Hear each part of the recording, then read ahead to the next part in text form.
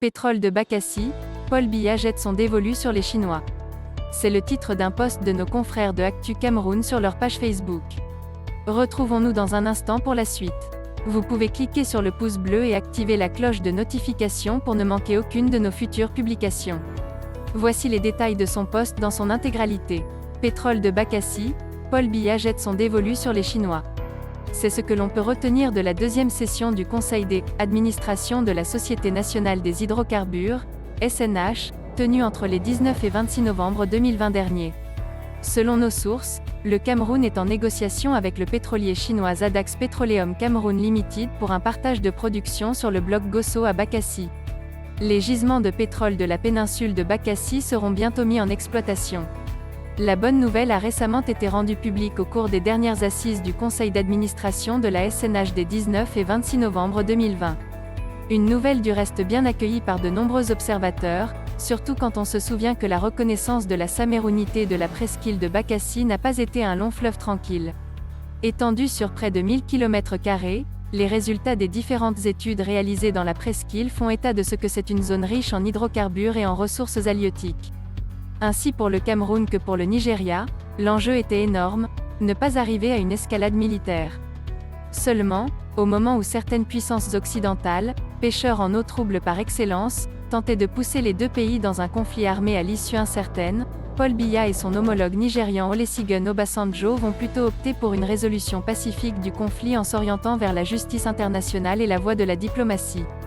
Le pacte tacite de non-agression et de secours mutuel existant entre les deux nations du Golfe de Guinée depuis 1967 est sorti des tiroirs pour la circonstance.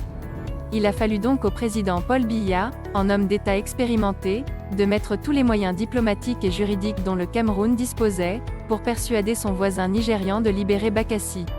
Selon certains observateurs pointilleux, le Cameroun aura attendu 14 bonnes années avant de lancer l'exploitation de cette presqu'île. Surtout qu'avant le 30 juin 2020, les fameux accords coloniaux de 1960 qui donnaient à la France l'exclusivité de l'exploitation de tous les gisements et minerais connus ou non connus du sous-sol du pays de Paul Biya, constituaient une espèce d'épée de Damoclès pendue sur la tête du Cameroun. Fin stratège, le président Paul Biya a usé de patience et a attendu l'an 2020 pour lancer l'exploitation pétrolière dans la péninsule de Bakassi. Un véritable cadeau qui permet au président Paul Biya de réaliser ses vœux, à savoir que les Camerounais se souviennent de lui comme l'homme qui a apporté la démocratie et la prospérité à son pays. À en croire nos sources, pour lancer ainsi l'exploitation des gisements de pétrole de la péninsule de Bakassi, le choix présidentiel a été porté sur le pétrolier chinois Zadax Petroleum Cameroun Limited. Une entreprise chinoise qui n'est pas du tout une inconnue dans le landerneau camerounais de l'exploitation pétrolière. Nous apprenons en effet que Yaoundé avait déjà, depuis 2004, octroyé un permis de recherche à ce pétrolier chinois depuis le 19 mars 2004. Ce permis couvrait alors 474 km², mais avait malheureusement expiré le 25 janvier 2016. Et ce, à Pépranton, non sans de très bons résultats.